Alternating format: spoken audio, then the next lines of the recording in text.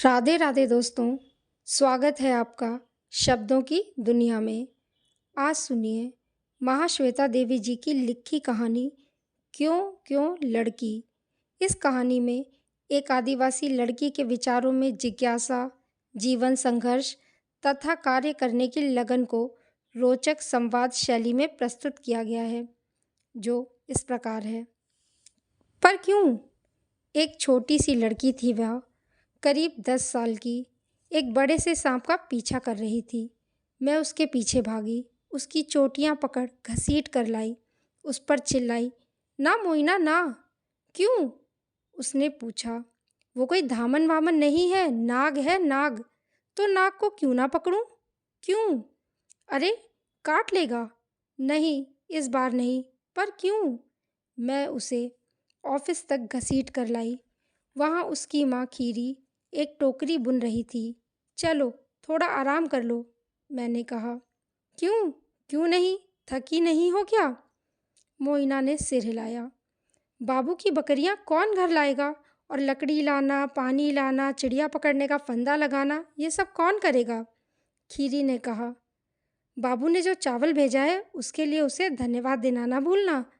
क्यों? क्यों दूँ धन्यवाद उसे? उसकी गौशाला धोती हूँ, हजारों काम करती हूँ उसके लिए। कभी धन्यवाद देता है मुझे? मैं क्यों धन्यवाद दूँ उसे? मोइना अपने काम पर भाग गई। खीरी सिर हिलाती रह गई। ऐसा बच्चा नहीं देखा कभी, बस कहती रहती है क्यों क्यों। गांव के पोस्टमास्टर ने तो उसे क्यों क्यों लड़की का नाम दे रखा है। मुझे तो अच्छी लगती है मोइना। इतनी जिद्दी है कि एक बात पकड़ ले तो उससे पीछे नहीं हटती। मोइना आदिवासी लड़की थी, शबर जाति की। शबर लोग गरीब और भूमिहीन थे, पर बाकी शबर लोग कभी शिकायत करते सुनाई नहीं देते थे। सिर्फ मोइना ही थी जो सवाल पर सवाल करे जाती। क्यों मुझे मीलों चलना पड़ता है नदी से पानी लाने के लिए? क्यों रहते हैं हम पत्तों की झोपड़ी में? हम दिन में 2 बार चावल क्यों नहीं खा सकते? मोइना गांव के बाबुओं की बकरियां चराने का काम करती, पर ना तो वह अपने आप को दीनहीन समझती, ना ही मालिकों का एहसान मानती। वह अपना काम करती, घर आ जाती और बुदबुदाती रहती। क्यों उनका बचा कुचा खाऊं मैं तो बढ़िया खाना बनाऊंगी। शाम को हरे पत्ते और चावल और केकड़े और मिर्ची वाला और सारे घर वालों के साथ बैठकर खाऊंगी। वैसे शबर लोग आम तौर पर अपनी लड़कियों को काम पर नहीं भेजते हैं, पर मोइना की माँ एक पैर से लंगड़ाती थी। वह ज़्यादा चल फिर नहीं सकती थी। उसके पिता दूर जमशेदपुर काम की तलाश में गए हुए थे और उसका भाई गोरो जलाऊ लकड़ी लाने जंगल जाता था, सो मोइना को भी काम पर जाना पड़ता था। उस अक्टूबर में मैं समिति के साथ वहाँ पूरा 1 माह रुकी। एक सुबह मोइना ने घोषणा की कि वह समिति वाली झोपड़ी में मेरे साथ रहेगी। बिल्कुल नहीं, खीरी ने कहा। क्यों नहीं? इतनी बड़ी झोपड़ी है, एक बुढ़िया को कितनी जगह चाहिए? तुम्हारे काम का क्या होगा? काम के बाद आया करूँगी।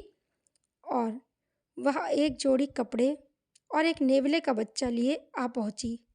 ये बस जरा सा खाता है और बुरे सांपों को दूर भगा आता है, उसने कहा। अच्छे वाले सांपों को मैं पकड़कर माँ को दे देती हूँ। हमारी समिति की शिक्षिका मालती बोनाल ने मुझसे कहा। आप तो तंग आ जाएंगी इसकी क्यों क्यों सुनते हुए। और वाकई वह अक्टूबर ऐसा बीता कि पूछो मत। क्यों मुझे बाबू की बकरियां चरानी पड़ती हैं? उसके लड़के खुद ही कर सकते हैं। मछलियां बोल क्यों नहीं पाती हैं? अगर कई सारे तारे सूरज से भी बड़े हैं तो वो इतने छोटे क्यों नजर आते हैं? और हर रात को तुम सोने से पहले किताबें क्यों पढ़ती हो?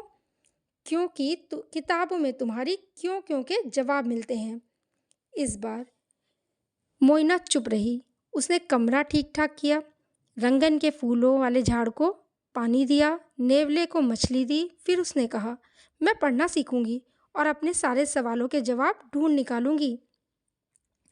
जो जो वह मुझसे सीखती, वह बकरियां चराते समय दूसरे बच्चों को बताती। कई तारों तो सूरज से भी बड़े हैं, सूरज पास है इसलिए बड़ा दिखता है। मछलियां हमारी तरह बातें नहीं करती, मछलियों की अपनी भाषा है जो सुनाई नहीं देती। तुम्हें पता है पृथ्वी गोल है। 1 साल बाद जब मैं उस गांव में दोबारा पहुंची तो सबसे पहले सुनाई दी मोइना की आवाज़। स्कूल क्यों बंद है? समिति के स्कूल के अंदर एक मिमियाती बकरी को अपने साथ घसीटते हुए उसने मालती को ललकारा। क्या मतलब है तुम्हारा? क्यों बंद है? मैं भी क्यों ना पढ़ूं? तो तुम्हें रोक कौन रहा है? पर कोई कक्षा ही नहीं लगी। स्कूल पूरा हो चुका है। क्यों? तुम जानती हो मोइना, मैं सुबह 9 से 11 बजे तक कक्षा लगाती हूँ। मोइना ने पांव पटक कर कहा, तुम समय बदल क्यों नहीं सकती? मुझे बाबू की बकरियां चरानी होती हैं सुबह। मैं तो सिर्फ 11 बजे के बाद ही आ सकती हूँ। तुम पढ़ाओगी नहीं तो मैं सीखूंगी कहाँ से? मैं बूढ़ी माँ को बता दूंगी कि बकरी चराने वाले या गाय चराने वाले हम में से कोई नहीं आ सकेगा अगर स्कूल का समय नहीं बदला तो। तभी उसने मुझे देखा और अपनी बकरी ले भाग खड़ी हुई। शाम को मैं मोइना की झोपड़ी पर गई। चौके की अंगार के पास मेज से बैठी मोइना अपनी छोटी बहन और बड़े भाई को बता रही थी, एक पेड़ काटो तो 2 पेड़ लगाओ, खाने के पहले हाथ धो लो। जानते हो क्यों? पेट में दर्द हो जाएगा अगर नहीं धोगे तो। तुम कुछ नहीं जानते हो। क्यों? क्योंकि तुम समिति की कक्षा में नहीं जाते। तुम्हें क्या लगता है गांव में जब प्राइमरी स्कूल खुला तो उसमें दाखिल होने वाली पहली लड़की कौन थी? मोइना। मोइना अब 18 साल की है। वह समिति के स्कूल में पढ़ाती है। अगर तुम उसके स्कूल के पास से गुजरो तो निश्चित ही तुम्हें उसकी बेचैन आवाज़ सुनाई देगी।